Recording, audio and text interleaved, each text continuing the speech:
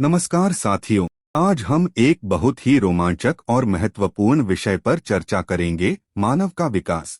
हम सब यह जानते हैं कि इंसान आज धरती पर सबसे बुद्धिमान प्रजाति है, लेकिन यह सफर करोड़ों सालों में बना है। आज हम देखेंगे कि कैसे साधारण प्राइमेट्स से शुरुआत हुई और धीरे धीरे होमो सेपियंस यानी आधुनिक मनुष्य तक पहुंचे। चार्ल्स डार्विन ने 1859 में on the origin of species किताब लिखी। उन्होंने बताया कि प्रकृति में जो जीव अपने वातावरण के अनुसार ढल जाते हैं, वही जीवित रहते हैं। लगभग 6 से 7 करोड़ साल पहले सबसे पहले प्राइमेट्स यानी बंदर जैसे जीव उत्पन्न हुए। इनकी विशेषताएं पेड़ों पर रहना, पकड़ने वाले हाथ पैर, आगे की तरफ आंखें, डेप्थ परसेप्शन।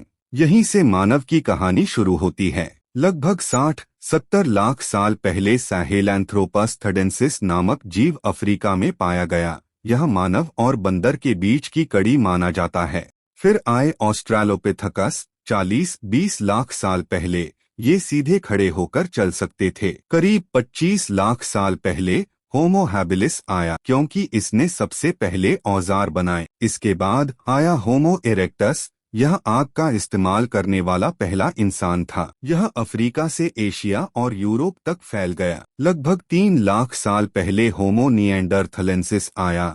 ये मजबूत शरीर वाले ठंडे इलाकों के अनुकूल लोग थे। ये शिकार करते थे, भाषा के शुरुआती रूप का प्रयोग करते थे और मृतकों को दफनाते भी थे। उसी समय अफ्रीका में होमो सेपियंस यानी आधुनिक मानव का उद्भव हुआ। लगभग 70,000 साल पहले आधुनिक मानव अफ्रीका से बाहर निकलकर पूरी दुनिया में फैल गया। नियांडरथल और होमो सेपियंस का कुछ समय तक सहअस्तित्व रहा और आज भी हमारे डीएनए में उनके कुछ अंश पाए जाते हैं। लगभग 10,000 साल पहले मनुष्य ने कृषि शुरू की। यह नवपाषाण क्रांति नियोलिथिक रेवोल्यूशन कहलाती है। धीरे धीरे गांव, नगर और फिर सभ्यताएं बनी। सिंधु घाटी, मिस्र, चीन। औजार, भाषा, कला, धर्म सब विकसित हुए। तो हमने देखा कि मानव विकास का सफर कितना लंबा और रोमांचक रहा। एक साधारण प्राइमेट से शुरू होकर हम आज तकनीक, विज्ञान और अंतरिक्ष तक पहुंच चुके हैं। लेकिन हमें यह याद रखना चाहिए कि यह विकास अभी रुका नहीं है।